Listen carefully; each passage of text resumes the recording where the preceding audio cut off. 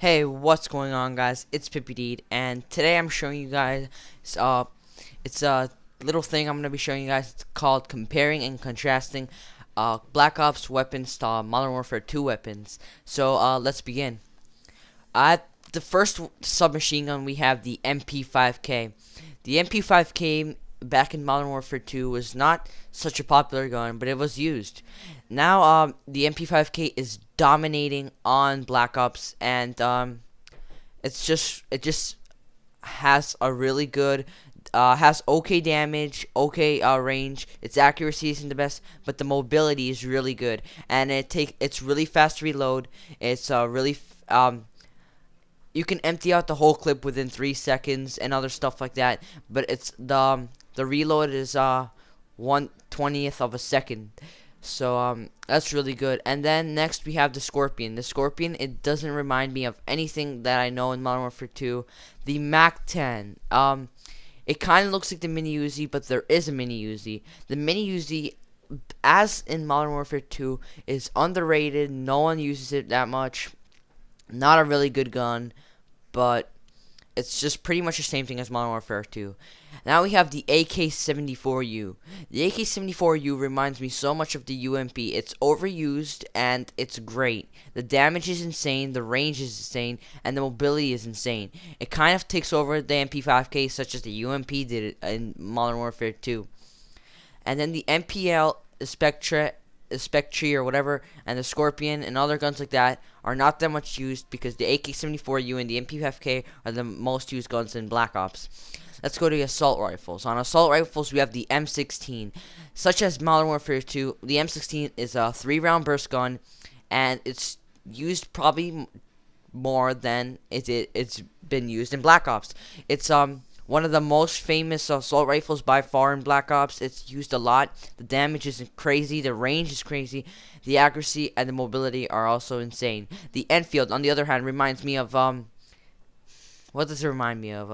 I don't know. But it's a really good gun.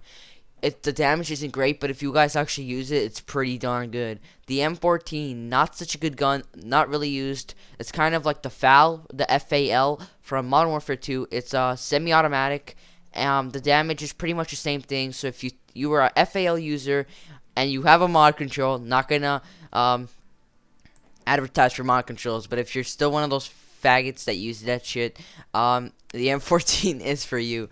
Now we have the FAMAS, the same gun as in Modern Warfare 2, except now it's fully automatic. Really used a lot. One of my favorites, such as the M16. The damage isn't as great as Modern Warfare 2, but it's still a pretty good gun. You might want to throw an extended mags onto it, or scavenger, because the clip isn't that big. The Galil, another gun that reminds me such as the UMP. It's pretty good. It's not as good as the other gun that I said is like the UMP, but it's pretty good. The AUG, the Aghabar. It's the same gun as Modern Warfare 2, and probably used just the same as in Modern Warfare 2. It's one of those third class type of guns which they're okay. They're not the greatest. They're not the worst. They're okay. You can use them in some maps, just as in Modern Warfare 2. Then we have the FNFAL. I guess that's the FAL. But I've never used it, so if it's semi-automatic, reminds me of the M14, which is also semi-automatic. Then we have the AK-47, same weapon as in Modern Warfare 2, but I think it's used less than in Modern Warfare 2 because I haven't really seen anyone use it because the M16 and the MP5K are taking over. But yeah, another good gun which I do recommend using, the Commando. Not really good at all. You can try it out. I've never tried it. I've tried it in campaign. It wasn't that great. The clip is too small. So yeah, let's go to shotguns. Shotguns. The shotguns, if you guys did not know, are primary weapons, and they suck big balls. Unless you're gonna run around with marathon lightweight, the best shotgun I do recommend is the Spaz 12. Same gun as in Modern Warfare 2. Probably a little less damage and a lot of less range. You have to be clear exactly like right next to the person to kill someone with the Spaz 12. So I do not recommend shotguns, guys. It's a waste of your primary. Light machine guns. One of my favorite light machine guns is the HK-21. Has really good damage, really good range, and The accuracy is alright. The fire rate is also really crazy. I do recommend it, guys. It's kind of like the RPD kind of from Modern Warfare 2, such as the RPK. It's also like the RPD, and those two are pretty good. The M60, if you guys were used the M40, which was that big ass gun with that fat ass leather bag under it, then I do recommend the M60. It's okay. It's just as good as that gun. And sniper rifles, such as the shotguns, suck balls. Don't recommend using them. But if you think you're gonna camp the whole game and do good with a sniper, the best sniper by far, guys, it's like the best one, L96. It has the best damage out of all the snipers. Has the same range, but I think it has a lot more of accuracy than Dragunov.